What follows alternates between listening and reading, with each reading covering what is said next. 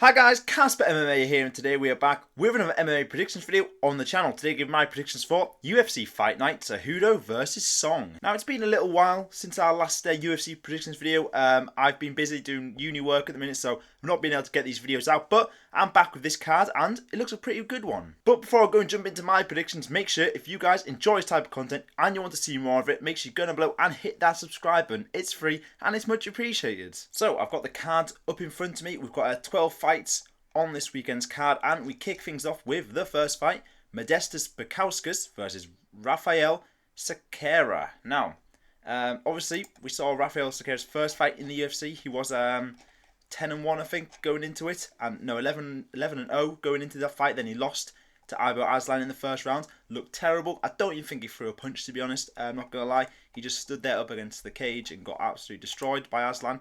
But and he's fighting Bukauskas in this fight, who is coming off a win against Marcin Pracino. That was an interesting fight, quite a good one to be fair. There's one round where they just went at it, both of them almost got KO'd and stuff, but then he managed to get the sub.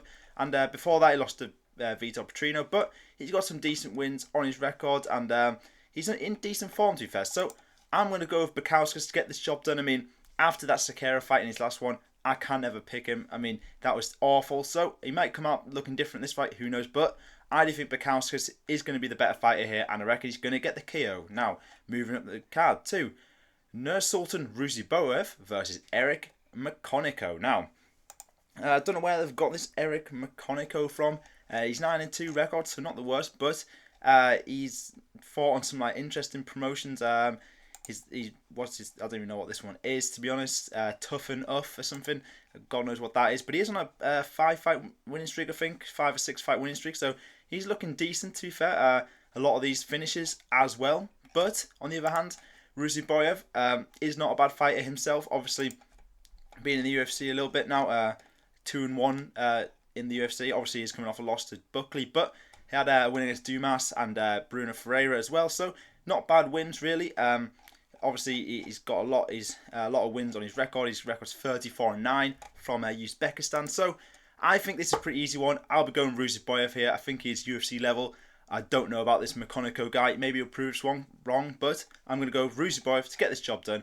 And I reckon he gets the KO. Now, moving up the card to Austin Vanderford versus Nikolai Veretennikov. Now, this is an interesting fight, to be fair. Austin Vanderford, obviously, he's a pretty decent fighter, 12-2. He is 34 now, so a bit late coming into the UFC, but he's still a decent fighter. Obviously, he just beat Victor Romero in the LFA last year, and before that, he was in Bellator for a bit. I can't remember. He might have fought for a title, might have had the title. I have no idea. Beat Fabian Edwards and stuff. So he's got some decent wins.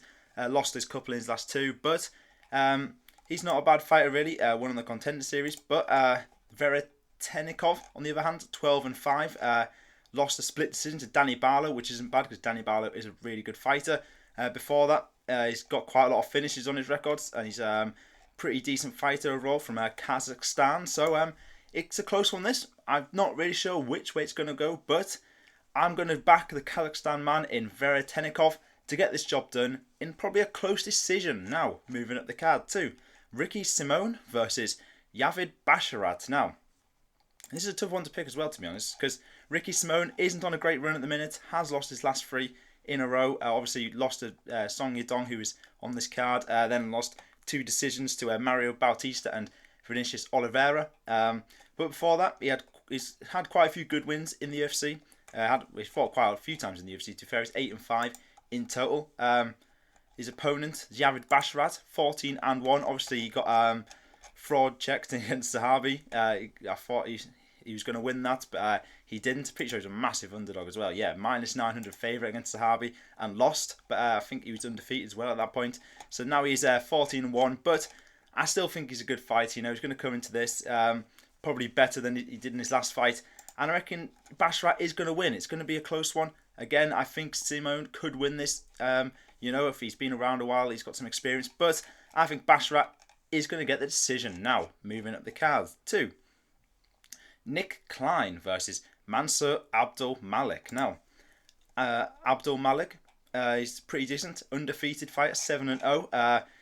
Came off the Contender Series with a good win, then beat Todorovic by KO in his first fight, which was pretty impressive. So he is fighting Nick Klein, who is first fight in the UFC, 6-1 in total.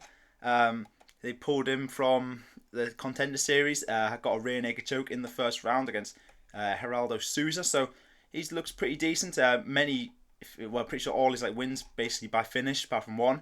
So he's a dangerous fighter, but I'm going to back Mansour Abdul-Malik to get this job done. I mean, he's already proved himself in the UFC. He's a dangerous man, and I reckon he's probably going to get another finish here. So I'm going to go with Abdul-Malik to get the KO. Now, moving up to the card too. Andre Fili versus Menifield Costa. Now, Andre Fili had a little bit of a bad run, with fights when he lost. His record's interesting. He can never really get a win streak going. He always wins a couple, loses a couple, and then just gets his last 4 fights have been win loss. Can't really get a good thing going. He just came off a split decision to Cub Swanson. That was a fight of the night, which was pretty good. 12-10 in total in the UFC, so he's been around a while. Menifield Costa, on the other hand, 21-7, is coming off a win in his last fight, but lost by KO to Steve Garcia before that. Doesn't have the best record in the UFC. He's 2-2, so this could be a close one here, but I think Fili's going to get the job done. I mean, I do think he's the better fighter than Costa after watching him in a few fights, and I feel like Fili can get the decision here. Now, moving up the card to the last prelim. Ion Cutelaba versus Ibo Aslan. Now, this is a fight I will be looking forward to. Obviously, Cutelaba, I think he did win his last fight. Yeah, he beat a split decision to Ivan Aslan. He made a hard work of that. To be fair, I thought he was going to easily beat him, but just got the split decision. Before that, he's not had the best run. He beat Tanner Boza, but apart from that, he's been finished many times. But in total, he's 7-9 in the UFC. I mean, most of his wins coming by KO as well. So he's not the worst fighter really, Cutelaba, but he's not the best either. Ibo Aslan on the other hand, we talked about him earlier. He's got 14 wins, all by KO. I mean, one lost coming by Anton Takalj, but then he came into the UFC and destroyed him. And he looks pretty dangerous, to be fair. Big fan of this guy, looks very good. So I can see him getting another finish here. I think Aslan is going to get the KO. Now, moving up the card. We're on the main card now. Alonzo Menifield versus Julius Walker. Now, interesting fight this, Walker is 6-0. Currently, this is going to be his first fight in the UFC debut. He's undefeated, and all of his fights have been finishes. So, all of his wins have been finishes. So, he's a very dangerous man. Alonzo Menifield, on the other hand, 15-5, is on a 2-fight losing streak, both by KO as well. So, not looking too good coming into this. Obviously, before that, he had his on a 4-fight winning streak, something like that, or 4-fight non-losing streaks. He had a draw against Jimmy Crute in there. Lost to William Knight, which is terrible. Lost to Owen St. Preux as well. So he's interesting. Alonzo Menifield, you can show him he's quite good, and then you can show he's quite shit as well. So it's a toss-up here because we don't really know much about this Walker guy. I mean, he's not had too many fights, but I think I'm going to back the underdog here. I'm going to go Walker to get this job done. I mean, I feel Menifield getting KO'd twice in a row coming into this. Walker has got many KOs coming into this fight, so I'm going to go Walker to get the KO. Now, moving up the card to Jean Silva versus Melsik Baghdasaryan. Now, Jean Silva's back. We love it. He's one of my favourite fighters at the minute. He's so good. I remember the only time I've picked against him was Drew Dober, and he showed how good he was in that fight. Basically destroyed Drew Dober's face. It was awful, and then the doctor stopped it. But this guy is amazing. Since coming into the UFC, he's just looked so good. He's 3-0, I think, in the UFC now. He looked really good. Baghdasaryan isn't a bad fighter, 8-2 from Armenia. He's 3-1 in the UFC. Only loss coming to Josh Kulibau, but he's had some good fight. Had a head kick KO as well. So it's not the easiest fight for Jean Silva. He's still going to get it done though. He's going to get the job done. But I can see this being a harder fight, so I'm going to have Jean Silva to get the decision. Now, moving up the card too. Rob Font versus Jean Matsumoto. Now, big fight here. Looks very good. Matsumoto, 16-0, undefeated record. Very good. I mean, he's only 2-0 in the UFC, but he has many wins on his record, to be fair. A lot of wins by decision, but he's got some submissions and KOs in there as well. His last fight, he beat Brad Katona by decision. he looks pretty decent. Not much to say about him. He's undefeated. Rob Font, on the other hand, is coming off a win against Kyler Phillips. That was a pretty good decision, but lost to Figueiredo and Sandhagen, who I think I saw they were going to fight each other soon. I think I read that somewhere. But yeah, he's lost to basically the best in the division. Chito Vera, Jose Aldo, Sandhagen, Figueiredo. But he's overall pretty decent fighter. He's got some good wins under his belt. But he is getting on a bit. He's 37 now. Matsumoto, let me just check his age. Again, he's 25, the much younger fighter. I can see Matsumoto getting this job done here, undefeated. It's hard to be against him. So I'm going to go with Jean Matsumoto to get the decision. Now, moving up the card to Brendan Allen versus Anthony Hernandez. Now, big fight at middleweight. Looks very good. I will be watching. I mean, Brendan Allen was on a really good winning streak for a bit until he lost to Imavov in his last fight. But obviously subbed Paul Craig, Bruno Silva, Muniz. He was really choking at everyone, to be fair. Then he had a split decision to Chris Curtis, which everyone thought was controversial, I think. I can't remember if I watched it or not. It was ages ago. But Anthony Hernandez, on the other hand, 13-2. He hasn't lost since 2020 when he lost to Kevin Holland. And he's been on a pretty good win streak as well.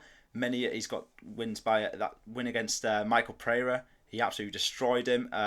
Round 5, got the KO, and that was a pretty good performance there. Obviously subbed Kopylov as well. So both these guys are very good on the ground. And I don't know, it could go either way, but because these guys are both really good at middleweight, number 10 versus number 9. So it's a good fight to make, but I'll be backing Anthony Hernandez to get the job done. I mean, I just think he's overall a better fighter than Brendan Allen. And you know what? I'm going to back Anthony Hernandez to get the sub. Now, moving up the card to the main event. Henry Cejudo versus Song Yadong. Now, or Yadong Song, I don't know how you say it, like Chinese is backwards. No idea. But Henry Cejudo, he's 38 now. I thought he retired, to be honest. I was surprised to see this fight. I thought he was gone. But he's still kicking about in him. He obviously lost to Merab in his last fight. And then Aljamain Sterling. He fought for the belt and lost by split decision. I don't know how that was a split decision. That was crazy. I mean, Aljamain definitely won that fight. But yeah, he's fighting Song Yadong, who's much younger than him, 27. So 11 years age difference in this fight. That's kind of crazy. I don't know what the biggest age difference in a fight is, but this is probably up there. It's massive. 21-8 for record for Song. Obviously, he was going to put some good fights together. He knocked out Simone, beat Chris Gutierrez. Then obviously lost to Petr Yan, which was a great performance by Yan, but he didn't look too bad in that fight, put up a decent performance. So I think this is an easy pick here. I will be going with Yadong Song to get the job done. He's the much younger fighter. He looks really good at the minute. Cejudo, I think he's getting past his prime a bit now, and yeah, he should probably retire soon. So I'm going with Song Yadong to get the decision. So there we have it. There are my picks for UFC Fight Night, Cejudo versus Song. Let me know down in the comments if you agree or disagree with any of my picks. And that's all for today's video. If you guys enjoyed it, maybe leave a like, hit the subscribe button, and I'll see you guys next time. Goodbye.